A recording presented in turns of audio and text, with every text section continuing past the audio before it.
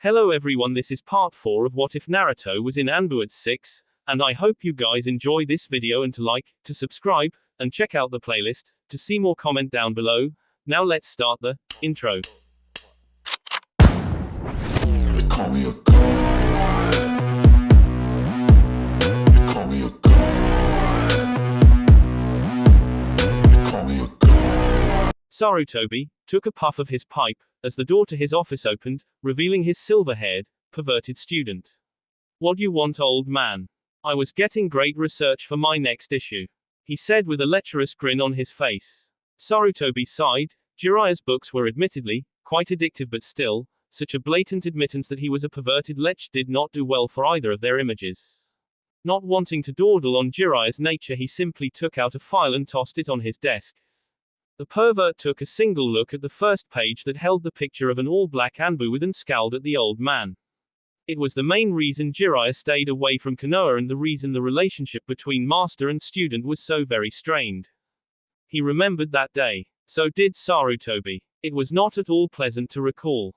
"Sensei, this is crazy, he's Minato's son," Jiraiya said in outrage. In front of him was the third Hokage, standing above the crib of a newborn baby boy. The baby cooed and giggled up at the old man's wrinkled face. "There is nothing I can do, Jiraiya," the third said, his voice cold and unwavering, hiding his own sadness and anger at the decree of the council. "Let me take him," Jiraiya said, stepping forward. "I can take him, we'll hide out until this whole thing just blows over. They'll never find us." Sarutobi whipped his head around, seeing the absolute seriousness in his old student's eyes. It was heartwarming, really. Sarutobi was about to accept his proposal when his mind, ever analytical, started wandering, thinking, imagining and deducing the outcome of such a course of action. Should Jiraiya take the boy, the council would move to turn him into a missing nin. When Orochimaru had deserted, it had been a struggle to keep his title, and standing as the Hokage. Some of his enemies on the council, such as Danzo, had said his teachings were the reason Orochimaru had turned from him. Should Jiraiya as well leave, with what the council viewed as Konoha's weapon, they would push him to name him a missing nin. And should he refuse, then that would only solidify Danzo's claim that his teachings drove the three most prestigious ninja of Konoha to leave, meaning they could and would force him to step down from his position and name another, one that would not hesitate in dealing with Jiraiya in order to recapture Konoha's living weapon. He could live without his title. He could not live with his students being labeled traitors falsely. Even if that meant that this one would end up hating him. He could live with that. "I cannot allow you to do that." "What? Why the hell not?" Jiraiya said, stepping up to him. "This is my student's son. The council wants to turn him into some tool. Don't tell me you're actually gonna let it happen, Sensei." He received no answer. "Sensei," he prodded again. His eyes then lit up with fury. He firmly grabbed the edges of the older man's cloak and lifted him a good foot and a half off the ground. "You son of a bitch. You owe him more than that," he yelled in anger, barely holding himself back from striking his teacher and leader outright. Sarutobi felt his resolve crumbling. He owed Minato, they all did. He owed Naruto, that was true. But to curse the boy to a life on the run wasn't much better than this, and at least with this choice, perhaps somewhere along the line he could set things right. But if Jiraiya continued, his resolve may very well crumble entirely. He had to end this now. With firm hands and unflinching gaze, he gripped Jiraiya's wrists and pried him off. "Jiraiya, this is what the council has decided. It has been affirmed and this conversation is over. Uzumaki Naruto belongs to Konoha now." Jiraiya felt as if he had been kicked in the gut. His sensei, the man he had revered as the kindest, most gentle man he had ever known, was condoning this. You don't mean that," he said shakily.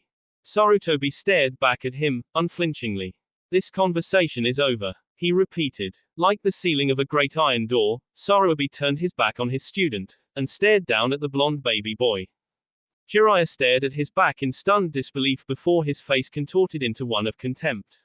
He spit on the floor at the old man's feet before turning and walking out the door. Since that night, they scarcely talked, and each meeting was always laced with an underlying tension, and they would both steer clear of any topic involving Minato or Naruto in any way. Jiraiya could count on one hand how many times they had met face to face in 12 years. He always just sent his messages by bird or Chunin messenger. For the old man to bring the boy up so blatantly, Jiraiya knew something was up. His eyes lost all mirth and he stared straight into the old man's weary brown ones. What? Sarutobi held back the urge to sigh and merely settled for taking a deep puff of smoke. He opened his eyes again and looked straight into Jiraiya's unflinchingly. I want you to train him. Jiraiya snorted. For what? Your weapon needs more techniques. No thanks. He turned and made his way to the door. Goodbye, Sarutobi. The old Hokage nearly winced at his tone. It was always either an affectionate old man, or a respectful sensei, never his name, especially not laced with such contempt. Sarutobi stood. Jiraiya, wait, he called. Please, he added after a moment. The silver-haired man stopped just as he gripped the doorknob. The desperation in his sensei's voice gripping him and holding him still. Slowly he turned to face his sensei's pleading eyes. Just hear me out, he said after a moment. Jiraiya swallowed once, and slowly, he turned and sat down on the chair in front of the desk. Go ahead, talk. Sarutobi sighed and allowed himself to relax against his chair. After over a decade of silent feuding, student and sensei finally reconciled. Jiraiya sighed as he leapt from rooftop to rooftop in search of the blonde boy. He had a picture of him, which was halfway decent, considering a mask was over half his face. But still, not many people had that kind of outfit or hair. So he should be able to find him easily. Key word in that sentence is should. He was like a fucking ghost.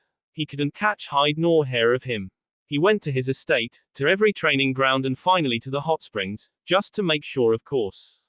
Finally, just as he was about to give up he caught a small sliver of something from the corner of his eyes.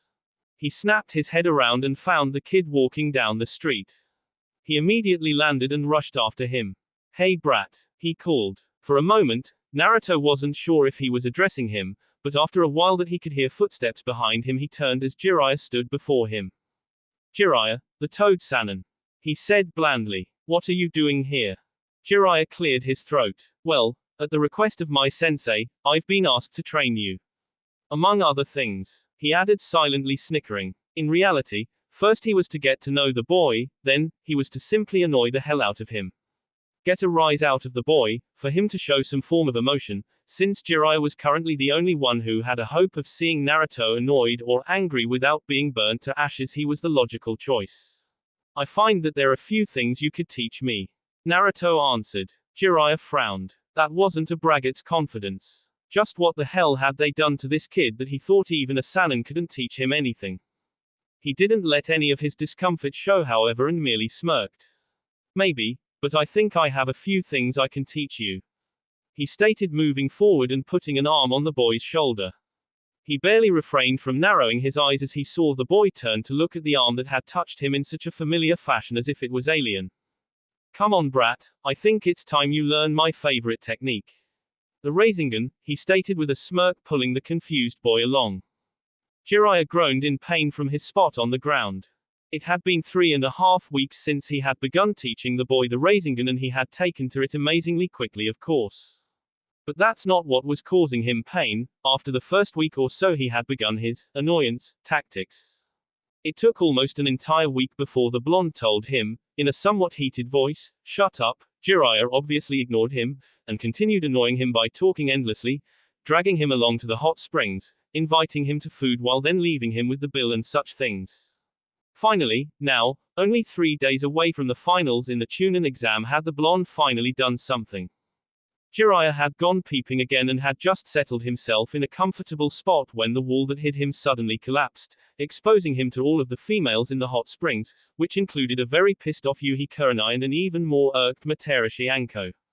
Add to that 2 temperamental teenage girls, one with pink hair, one with blonde hair, and you have an entire truckload of females' righteous fury. The reason he knew the blonde had done it was because as he had moved to run away, a single, distinctively clawed fist socked him right in the jaw, stalling him long enough for the females to reach him. So yes, he was in very real pain. And the women had hid him deep in Konoha's forest, making sure that no sympathetic male assistance would be at all forthcoming. Meaning he had to drag his own carcass back to Konoha. It didn't help that all his limbs felt like they were broken, or dislocated.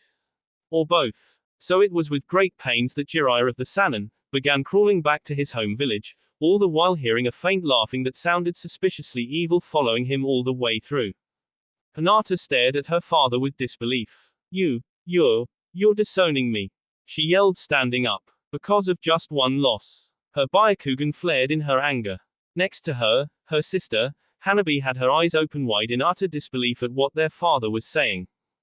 Hiashi nodded. You lost to Neji during your preliminary rounds. This is unacceptable to that of a main branch member. Hinata clenched her fists. So you'll give Hanabi the title of clan heir. It was not said in a venomous tone, it was more for assurance that her sister would be safe. But what Hiashi said next made her blood boil. No, Hanabi is weaker than you, therefore, I have decided to name Neji the clan heir. The two of you shall receive the cage bird seal by the end of your Chunin exam. Both girls gasped. Hinata seethed. You bastard, she yelled, rushing him. She got to his desk and leapt over it when two branch members rushed in and grabbed her, pinning her to the far wall. Hanabi gasped as Hiashi calmly stood. The two of you are dismissed, he said casually. Hanabi took a slow breath and bowed once before exiting. The two branch members holding Hinata spared the girl's sympathetic glances as they practically dragged her out. When they got out, they stood in front of the door to bar her path. She sneered at them. Get out of my way. She practically spat. The two branch members hated the fact that they had to do this, especially since she could kill them with a single hand sign, but they still blocked her. Hinata-sama, we are sorry, but we cannot let you pass. Hinata yelled in frustration before turning, finally noticing that her sister was nowhere in sight. She walked down the hall towards her sister's room, hearing the faint sounds of her crying. Hinata's eyes softened as she opened the door and silently walked behind her sister. Her shoulders were shaking with repressed sobs. Hinata slowly wrapped her eyes around her younger sister's and whispered soothing words of comfort in her ear.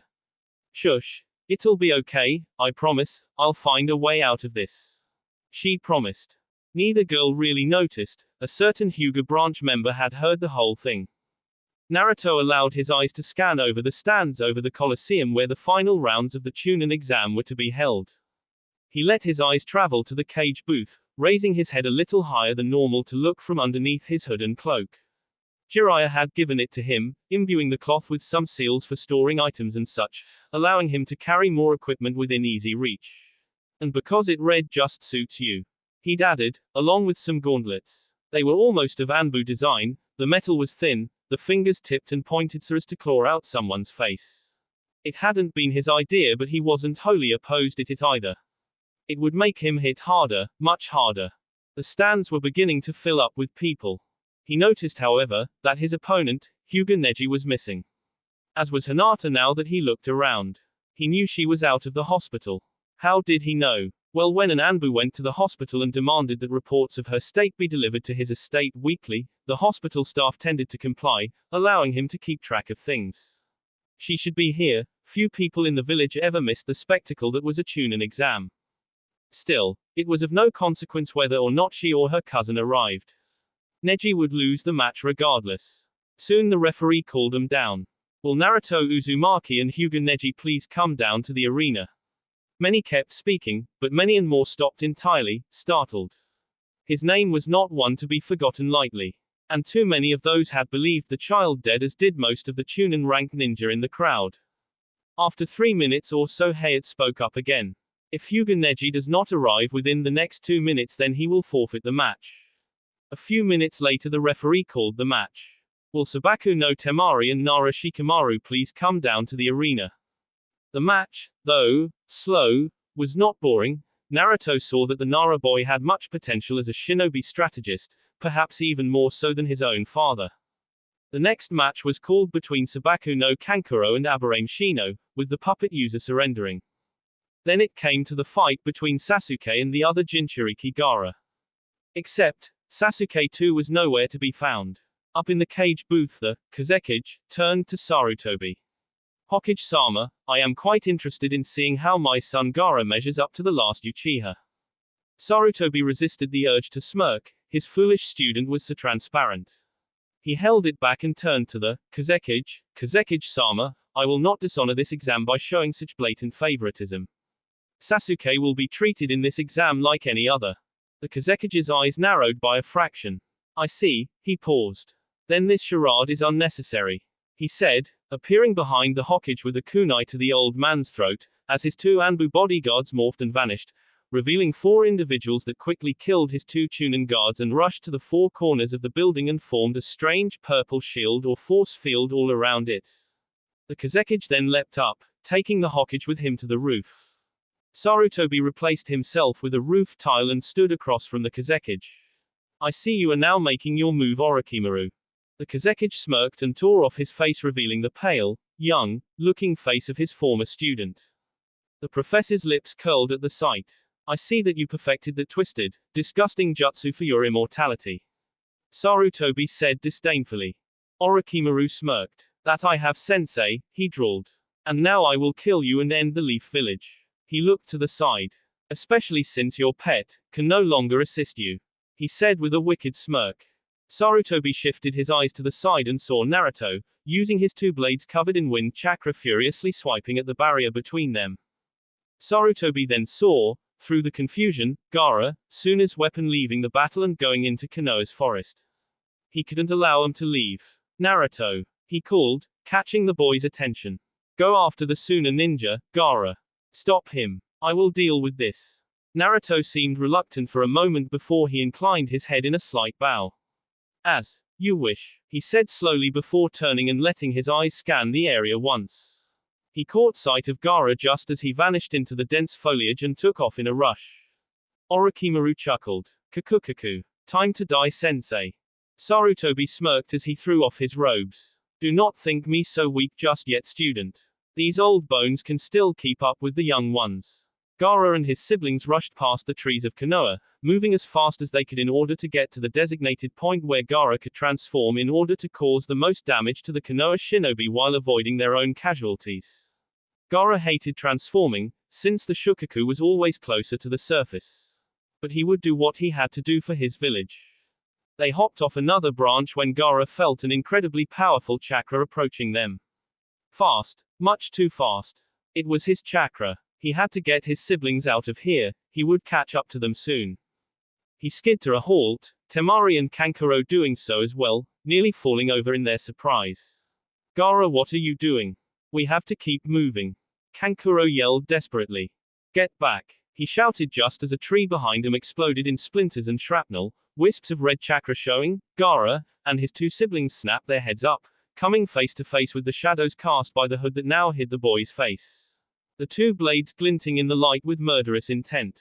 Naruto flipped once before coming down with a powerful downward swing using both blades. His strength and his momentum made Gaara kneel from the pressure on his ultimate defense. The tree branch beneath him buckled and broke off, sending both of them falling to the forest floor. Gaara formed a platform of sand on which he managed to stand on, stopping his fall. Naruto continued to fall until he managed to stick to the tree trunk with chakra. He rushed up towards the red-headed Suna nin. Gaara extended his arms, two pillars of sand rushing the hooded ninja. Naruto sidestepped the first, the pillar of sand crashing and cracking the wood behind him, but not breaking it entirely. He charged his blade with wind chakra, and as the second pillar approached he swung the razor-sharp blade horizontally as he leapt right at it, the sand splitting like nothing, allowing Naruto to slip between the opening, heading straight towards Gaara. The redhead moved his platform of sand, avoiding Naruto entirely. The blonde flipped in mid-air and landed on another branch. Kamaikachi. Naruto turned his head to the side as he saw a gust of wind blades approaching him. He raised his hand and with his own wind manipulations sent her attack right back at her with almost 3 times the force. Temari, eyes wide in disbelief, barely had enough time to put her fan in front of her, allowing it to take the brunt of the attack. Even so, a large, yet not too deep gash formed at a diagonal angle, going from her left hip to her right shoulder as one of the wind blades tore through her weapon of choice, and others nicked her sides, arms and legs. Needless to say, her weapon was useless now. Naruto then turned to the side as another attack, from a puppet with blades for arms, tried to strike at him.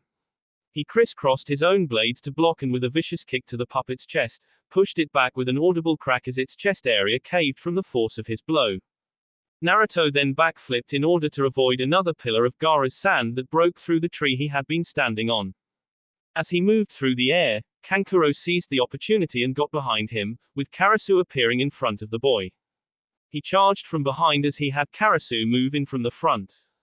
However, Before he managed to get within 3 feet, his enemy spun around and launched 5 kunai with deadly precision. 2 hit his hands, 2 more hit his hips and pushed him back until he was pinned against the tree.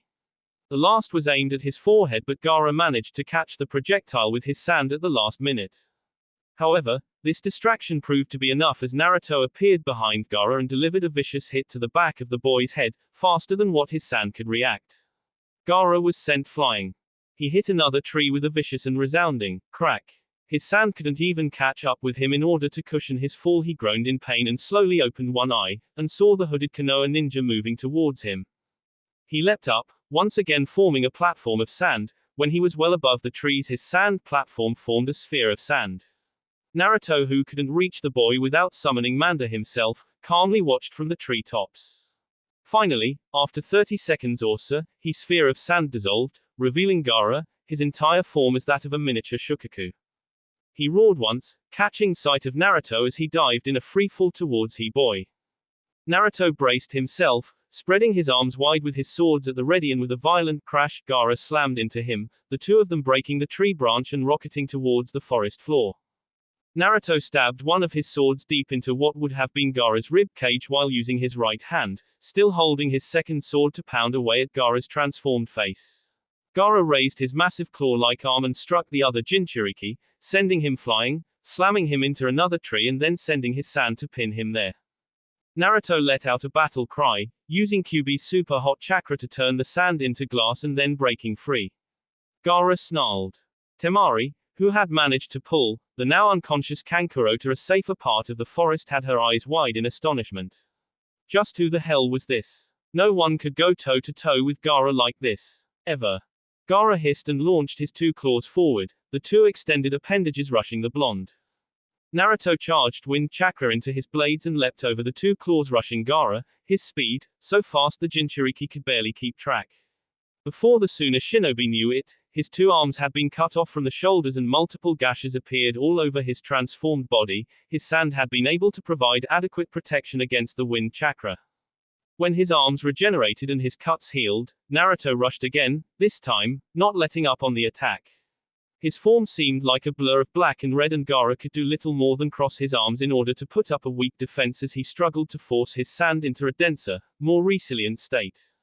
Gaara felt his eyes go wide. This was insane. He was creating cuts and scratches faster than what his sand could repair them. If this kept up, then eventually he would chip away the entire sand armor and would start hitting his actual skin. But what Gaara found most frightening was that he could sense no demonic chakra. This was all human. He was brought out of his thoughts as a sharp biting pain burnt straight across his back. He gasped, wondering for a second what the hell hit him. Then realized that the blade had broken through his sand. He had no choice, he had to take it one step further. Naruto appeared behind Gaara, but before he was able to hit him again, sand exploded outwards. He quickly replaced himself with a log and appeared above the forest canopy, watching as a massive wall of sand rose above the earth, taking the form of a gargantuan tankui, with Gaara appearing on its head, his upper torso exposed. Naruto gave a disdainful "Hn" before he cut his arm, letting the blood flow down to the summoning tattoo. Kuchio's no jutsu, he said, slamming his hand down. Then in a plume of smoke he rose above the ground, standing high atop the purple scales of the one and only Manda. Boss summoned to the snakes. The massive creature looked up at him. So, you are the new summoner that defeated Orochimaru. The beast stated before looking out to his opponent, narrowing his eyes. The Shukaku. It hissed. At least you do not summon me for meager affairs like that fool tends to do. You shall grant me 50 sacrifices for this fight. It demanded. Naruto responded. You shall only receive your sacrifices if you do your job well. I will not waste chakra and effort if you are not worth it. Manda's eyes snapped up to him, glaring. Fart. You dare. I should revoke your contract now.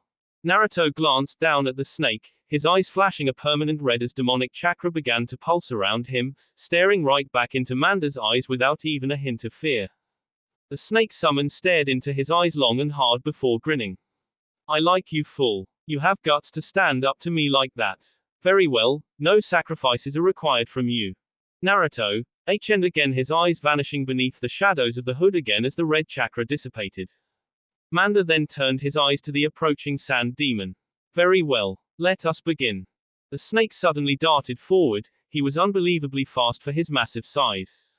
Gaara, now in his final form, was still getting used to it, so his reaction time was sluggish. This is why he hated this form. It took too long to get used to it. The sand tankui raised its paw and tried to bring it down on Manda's head. The massive snake summon twisted around his blow and wrapped up his arm. Its massive fangs glinted in the sunlight for half a second before it dug them deep into Shukaku's front right shoulder. The sand corroded and hissed as purple and black poison oozed between the grains, bubbling like acid. The arm hardened and cracked as Gaara tried to move it. Gaara let a spike of sand shoot from Shukaku's shoulder in an effort to impale the beast's head. Manda twisted around that blow as well and retreated as spikes appeared throughout Shukaku's entire front leg. The Shukaku turned to Manda and took in a deep breath before releasing a massive air-like bullet towards the purple anaconda. The snake hissed, and the wind attack hit dead on, but when the smoke cleared, all Gaara could see was the snake summon's shed skin. He felt his eyes widen when a resounding boom came from behind him. He snapped his head around and saw Manda explode from the ground. Its massive maw open wide, heading straight for him. Its fangs glistening with green deadly poison, Naruto stood atop his head, unmoving, unfazed. He held up his arms and formed a sphere of sand to block himself as best he could. Naruto whispered to Manda as the creature headed towards the now shielded Chunin. Restrain the Shukaku, I will deal with the medium. Manda would have smirked. Another difference to add between this new summoner and Orochimaru: this summoner liked things up close and personal. Orochimaru never liked getting his hands dirty in a fight. Naruto formed a bright, swirling sphere of chakra in his hand, the blue light shining radiantly, spinning so fast it made gusts of wind. As soon as Manda dug his fangs into the Shukaku and wrapped itself around the beast, Naruto leaped high into the air, right above the sphere that protected Gaara. He reared his fist back and only the deafening roar of the attack itself drowned out his shout. Rasengan. The sand that formed Shukaku's head exploded in a massive cloud of sand. Gaara felt as if he had been hit by a freight train. His head was pounding, and the flow of his blood was loud in his ears. He felt a sharp, coppery taste in his mouth. He realized with a start it was his blood. He opened his aqua eyes and looked straight into the black void that masked Naruto's face. He had lost. He tried to move his arm, but he found he couldn't. He then tried to move the other and felt a sharp, horrible pain race up and down its length. He then noticed that Naruto was getting further away. Was he falling? He opened his mouth and tried to breathe, pain shooting through his chest as he did so, causing him to cough. As he did, he noticed blood, red and coppery, leave his mouth. Naruto watched as the Suna shinobi fell. The red fluid that was his blood flew past his face as his gravitational pull down to the earth was greater than it. Gaara was completely out of it. His right arm was broken, and the muscles in his left arm had been torn to shreds by the Rasengan, even through the sand. Gaara's form was limp as he fell back to earth. While Naruto landed on the forest trees gracefully, Gaara crashed into the tree branches, bouncing like a pinball down to the forest floor. Numerous cracks from both the wood and the boy's bones echoed through the area. He finally hit the ground with a thud. Naruto leapt down, landing on the grass. Not even a rustle of leaves indicating his presence. He unsheathed his blade again, making his way towards him. Gaara slowly opened one eye, his other covered in blood from a nasty gash on his forehead he had received on his way down. Naruto raised his blade ready to bring it down and end the redhead's life when a cry reached him. No. The Suna Kunoiki threw herself between them, blocking her brother from Naruto. Stand aside. My mission is to eliminate him. Temari shook her head, tears rolling down her cheeks as she stood over her brother's broken body. Move or you perish with him. Naruto spoke coldly. Again she shook her head, planting her feet, stubbornly refusing to move even as he could see the fear shaking her heart, making her quiver. It was a vaguely familiar sight. It brought a memory to him. He turned to the hunter Nin, whose mask had broken due to the chakra-enforced attack, revealing a feminine face. You took his place. Naruto sounded genuinely puzzled. Why? Haku coughed up blood, staining the gray floor of the bridge red. Because, he rasped out. He is someone I would protect, at any cost. Even your own life. Haku nodded, and smiled at the taller blonde. Why? The feminine boy let out a small laugh. You'll have to learn for yourself. Naruto didn't move or say anything for a moment before he raised his left hand. Rest. With a swift chop, Haku's neck broke and he slumped, dead. He shook his head. Why did people continually put their own safety on the line for another? There was no mission here. No assignment, as was his vow to the Hokage. He could understand sacrifice for the sake of duty, but this was not that. He didn't know what motivated these people, and it infuriated him. Temari's eyes glistened with tears. She kept her eyes fixed on Naruto. Please, don't. Naruto's eyes snapped over to her. Frustration and anger over the answers that eluded him made his eyes bleed into red. In a fury, he raised his sword. Temari, seeing that he would kill Gaara and her, yelled out without even thinking. Kill me instead. That stopped Naruto. Again, just like that boy on the bridge, she was willing to give her life in exchange for his. Why? That confounded question plagued him more and more these days, like a constant buzzing in his head. She sobbed. Because, he's my brother. She said. A blood bond. Was that the reason they placed one's life above the other? No. Hinata and Neji are blood relatives, as was Uchiha Itachi. So there had to be something else, something deeper than that. While he was contemplating this, a single clump of sand wrapped around Temari's wrist and forcefully yanked her away, pinning her wrist to a nearby tree trunk. Gaara! Temari yelled.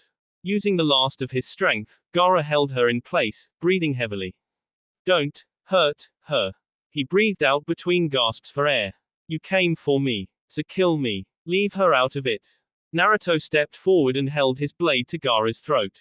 A small trail of blood fell down his neck as the razor's edge nicked him.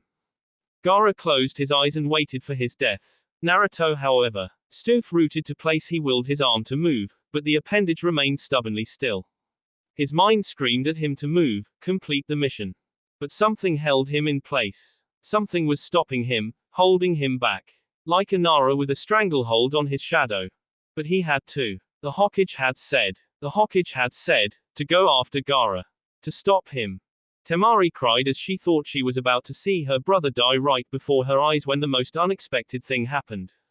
The Konoha nin sheathed his blade.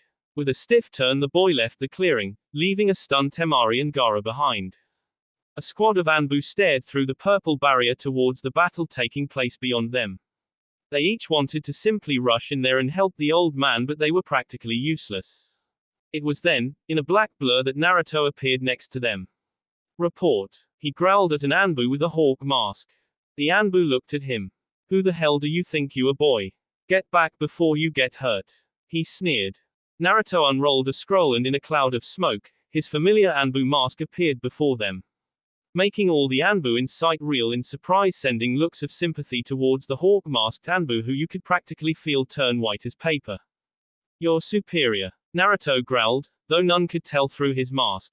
Now I will not repeat myself. Report. He commanded. The Anbu hastily bowed and stuttered as he spoke. Yes, Orochimaru has currently used a forbidden jutsu to summon the Shodaime and the Nadaime. Hokage-sama is fighting, but unless we can break through this barrier then he will most likely lose the battle.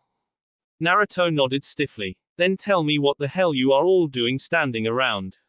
The barrier will not fall just by looking at it. Attack. But, if we touch it we'll be incinerated. One Anbu spoke shakily. Then don't touch it. Naruto snapped, beginning his hand seals forming a fire jutsu to hit the force field. The other Anbu spread out and began following his example. Naruto growled after a while. Everything just proved useless. He was about to start another jutsu when he saw something that made him freeze. The Sandaime Hokage was standing, with a sword impaled through his chest. An untold, unexplainable fury gripped him. His fists, held in mid-seal, clenched tightly, so much so that the metallic gauntlets in his hands groaned and cracked loudly. Red chakra bubbled from his feet and continued upwards until it completely covered from head to toe. He looked to the arm holding the blade. The pale arm of the snake Sannin, with a wicked smirk on his lips. His eyes bleed into red mist flowing from beneath his eyes. A blood-curdling howl of rage and bloodlust tore itself from his throat. Orochimaru. Red chakra, burning, evil and violent, exploded from him. The wood beneath his feet lit aflame and soon the chakra took a form around him, taking shape, one tail, followed by another and finally a third. His red, cloak-like garb was blown away in its ferocity, his hood along with it. With a furious snarl he tore away his face mask as it limited his breathing. showing his jagged whisker-like marks and his bared fangs, in a snarl that twisted his features. The boy reared his hand back, forming a sphere of bright red chakra, spinning far more rapidly than his previous one and being several inches larger.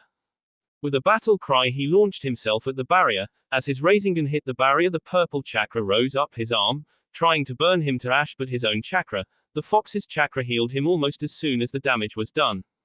Inside the barrier, the Sound Four had to divert to their second stage curse seals in order to hold the barrier up, and even so they could feel their chakra draining rapidly. If he didn't stop in the next 30 seconds, the barrier would collapse. Meanwhile, throughout the entire city of Konoha, shinobi and civilians alike froze in familiar fear as that terrible chakra became known to them. It was the same as 13 years ago. It was the Kyuubi's chakra. Naruto snarled as the barrier seemed to buckle beneath his assault. With a final cry, the Rasengan exploded, making a large hole in the barrier that was quickly closing up. Naruto didn't waste a second and leapt straight through the opening. Other shinobi were too slow to follow as the barrier closed behind him. Orochimaru, gloating over the death of his sensei, did not notice the approach of the threat until it was far too late. He barely managed to turn before a clawed fist punched straight through his stomach. His eyes went wide and blood escaped his mouth. How? Now, in his moment of triumph, he was going to die. Naruto snarled, pulling his arm out of the man's stomach with a sick squelching sound before his second hand lashed out at Orochimaru's face, tearing off his entire lower jaw. Before the snake Sannin could fall, however, Naruto caught him by his hair, raised him up to eye level and formed a third Rasengan before slamming it into the man's chest, right above his heart. The attack twisted and turned, blowing the snake nin's mangled corpse into his own barrier, where he was immediately turned to ash. Naruto let the red chakra recede into him, before he turned to the Hokage, who was breathing faintly. He knelt. "Hokage-sama?" he asked. His voice, now unaltered, made the Hokage open his eyes. He looked upon Naruto's unmasked face and smiled. I am glad I got to see you again, before I die." He spoke, his hand moving slowly to grasp Naruto's. "I am sorry, Naruto, I failed you. It was my mission to protect you, it is my failing here." Sarutobi coughed up blood, his life fading from his clouded eyes. One regret, only one. Now that he was out of the way, the council would no doubt put him back into the Anbu, undoing all of their progress. But, perhaps he could give him one last mission, one that would help him discover his humanity again. "Naruto, come closer," he gasped out, his breaths weak. "I have one last assignment for you." The blonde boy, ever the faithful servant, leaned in. "Yes, Hokage-sama." "Naruto, your last order, your last order is to make a world of peace, where people can be happy. This is my last order." And with that said, the Sandaime Hokage gasped his last. His head, rolling to the side. Naruto bowed his head. Slowly, he put one arm under the old man's knees, and the other under his back. He silently lifted the old man in his arms, his face set in stone, hiding everything. He had his final mission. Naruto stood atop the Hokage monument, firmly holding a scroll in his right hand. Jiraiya had given it to him. He said he had found it in Sarutobi's office safe after cracking the code. The contents still drifted through his thoughts. This scroll is meant for the eyes of Uzumaki Naruto. By order of the Yondaime Hokage of Konohagakure no Sato. Naruto, if you are reading this, then I am no doubt already long dead from sealing the Biju, Kyuubi no Kitsune, into you. I have asked Sarutobi to decree that you are to be named Konoha's hero, but I am not naive. They will not respect my wishes. A blotch of ink obscures the next lines. I had hoped to leave you a legacy. Sadly, however, my home, along with every technique I had ever invented and written in my scrolls, including the one thing I'd hoped to teach you, Hiraishin, have been destroyed by the beast we now. Another blotch. All I can leave you is my love. And I regret knowing that will not be enough. I do not have much time, so I must make this quick. Your mother died giving birth to. The words are illegible. Me yourself, it is not your fault. And know that no matter what your choices are, my son, you have our full support. With love, Namikaze Minato, the Yondaime Hokage of Konoha. As the words in the scrolls ran through his mind, a part of him felt betrayed. He felt betrayed by Sarutobi. He had never asked who his parents were, it never really concerned him. It didn't matter. But, the Hokage had kept this from him. Why had he done it? Why had he kept it from him? Was it because he didn't think he was ready? Because he did not want him to know his heritage? The Hokage would not do this out of simple malice. Naruto knew him well enough to know that much. He had a reason. But still, his reason eluded him. He shook his head to clear his foolish thoughts. He wouldn't get a reason now. So it was best to simply set this aside and think of the best way to fulfill Sarutobi's last order. Create a world of peace where people can be happy. An impossible task in this world of shadows and death. War loomed over every country every minute of every day. All it would really take was for any ninja nation to capture a foreign ninja on their terrain and they could easily declare war. Or if not, just declare war outright to test the strength of their village. So how was he to do this? There was a very simple answer, one that came to him easily. It was viable, dangerous, but viable, just as all things in the ninja world were. But still, some arrangements would need to be made. With that thought in mind, Naruto pocketed his scroll, turned and left. He had plans to make. Meanwhile, back in a certain ramen stand, Jiraiya sat, noisily slurping his noodles. His large form standing out among the crowd that walked through Konoha's streets. The village civilians were abuzz with the apparent revival of the Kyuubi Jinchuriki. As he set his bowl down, he hit his chest a few times and stifled a few burps before standing on his stool. How much do I owe ya, old man? Tekue looked from behind the counter. That'll be 20 ryo, Jiraiya-sama. The Toad-sanin took out his wallet and put a decent-sized clump of money on the table.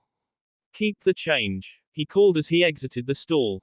Stepping outside, he looked up to the sky. So you gonna join me?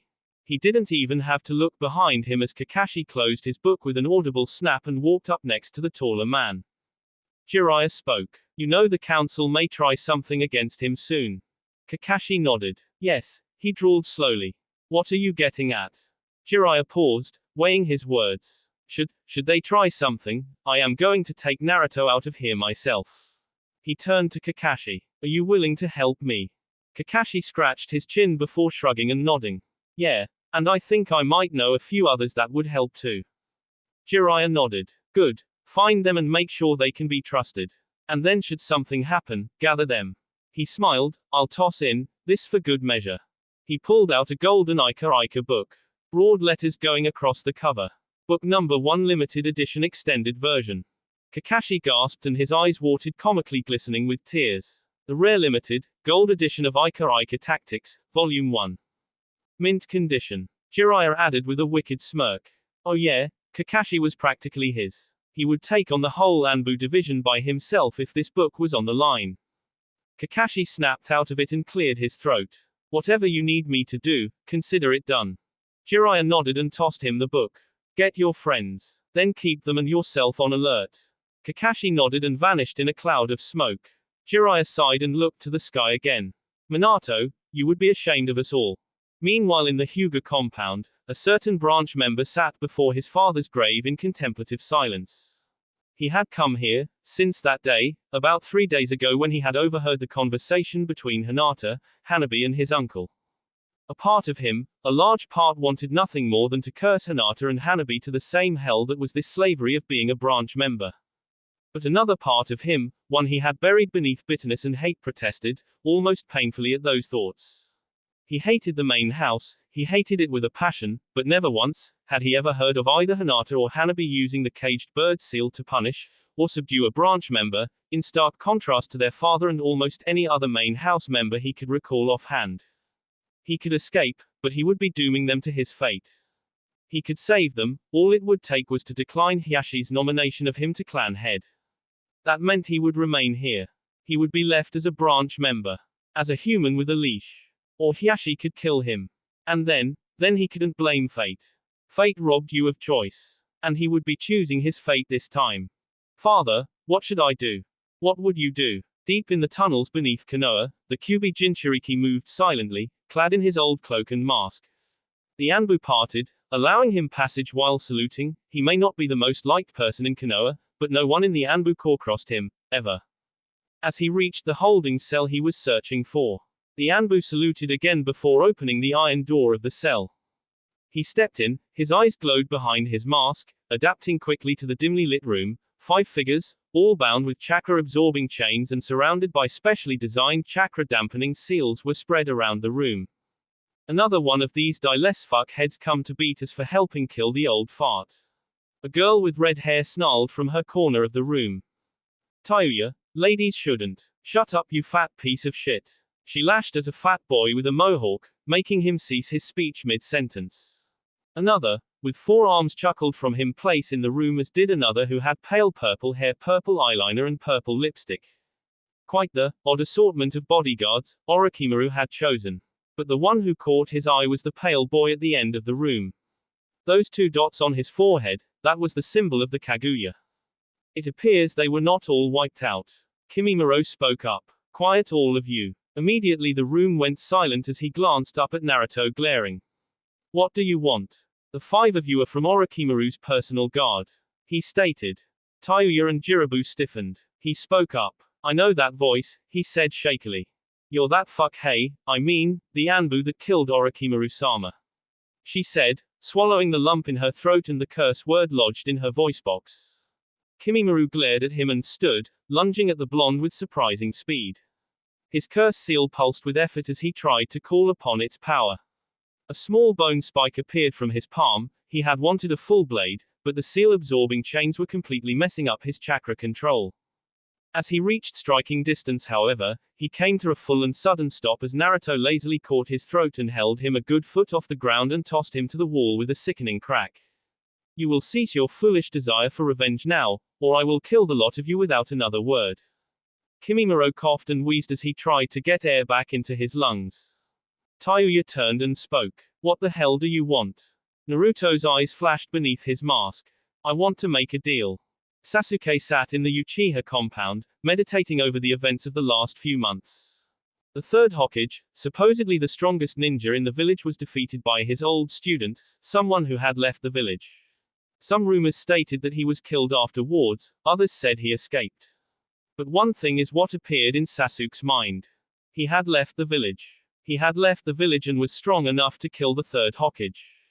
Itachi, the day he chose to leave the village, had killed the most powerful clan in Konoha. To Sasuke's mind, a pattern was definitely there. If he wanted strength, he had to leave this village as well. It could offer him nothing. And so it was, his eyes bleeding into crimson, that Sasuke packed his few belongings and with a leap over the Uchiha clan wall, left the Hidden Leaf village in the dead of night. The next day, the council were heatedly arguing over who should be nominated as the next Hokage.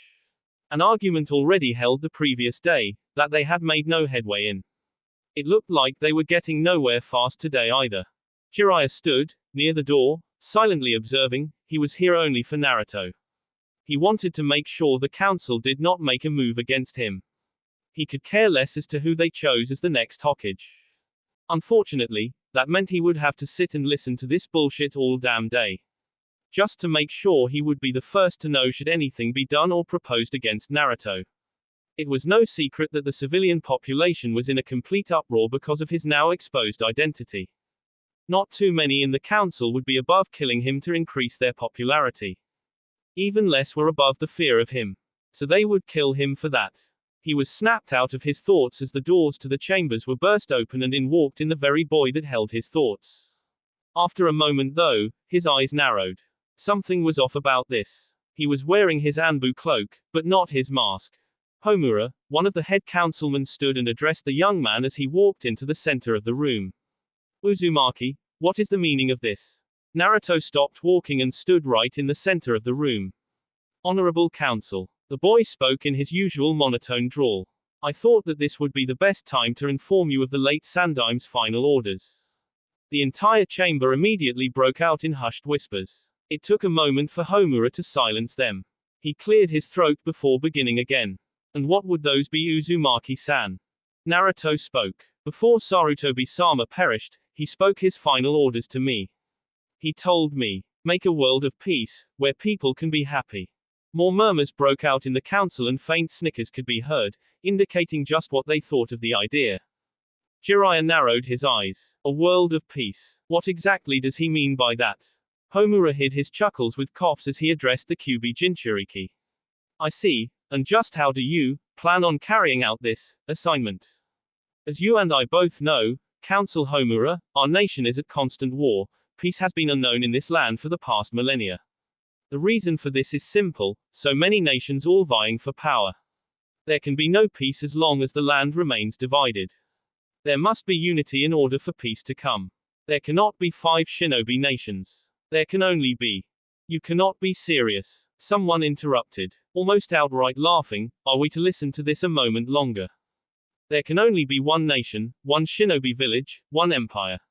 Without this, there can never be any peace.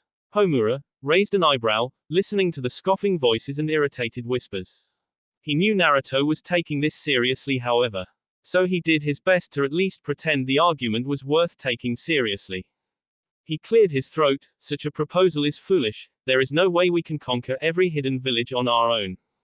Naruto spoke up now. Iwa is weak from their loss to us from the war. Kumo has also recently lost a great deal of shinobi in a confrontation they had with Iwa, weakening both countries. Kiri is locked in a civil war and the morale of Suna is all but crushed at their loss to us. Now is the perfect opportunity, perhaps the only one. Homura's jaw tightened. Enough was enough. Uzumaki, this is a fool's proposal. I suggest you head back to Anbu headquarters and take your next assignment. Naruto stared blankly at the old man. Then you will not carry out your Hokage's last order. That old peace-loving fool was delirious during the time of his death. It is a foolish ambition. Danzo spoke. I see. Naruto said softly, reaching into his cloak, pulling out his Anbu mask. The room stilled. You are dismissed, Uzumaki. Homura spoke. Naruto ignored him, untying the straps behind the mask so he could place it over his face. Uzumaki, you are dismissed. Homura called, beginning to worry. You are to follow the orders of this council. Naruto looked up at him, his mask stopping midway to his face. No, I am trained as it states in the Shinobi Rule number 300, paragraph 5, verse 3. I am to follow the orders of my Hokage. None of you have, nor are worthy of that title, therefore, I am not obligated to obey your orders. Jiraiya stared at the scene with wide, disbelieving eyes. Just what the hell was he about to do? Naruto spoke as his mask slowly drew closer and closer to his face. I have heard that the Yondaime wished me to be treated like a hero. Every councilman in the room suddenly grew very pale. His final order was ignored by this council. He said, placing the mask on his face.